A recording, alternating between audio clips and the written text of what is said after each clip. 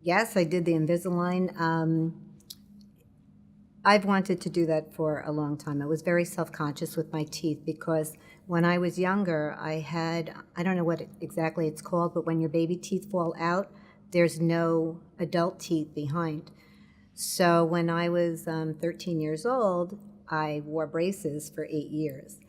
And they would have to move my teeth around. So I had certain teeth in different positions, and I had dentures, not dentures, but caps put in, bridges all over my mouth.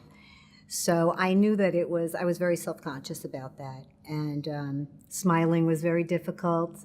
Even when I met my husband in college, I still had braces on.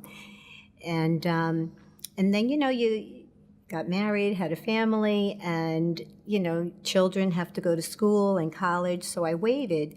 But it wasn't until my daughter was getting married last year that I said, okay, I'm ready. I'm ready to do this. I have to, you know, um, have these pictures for the rest of my life. So Dr. Lerner said, listen, let's do the Invisalign. And it was, it was a long process for me because I knew that I had it was a lot of work had to be done, but he made me feel very comfortable that he was going to be able to do this.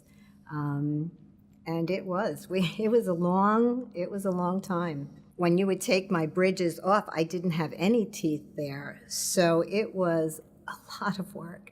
And but the process, even though it was a lot of work, by making me feel so comfortable being treated that it was manageable. But I don't know exactly all this stuff, but the Invisalign would move everything because, in order to get my mouth aesthetically looking great, and he said it too, he would just show me everything and exactly what he was going to do and what it was going to look like.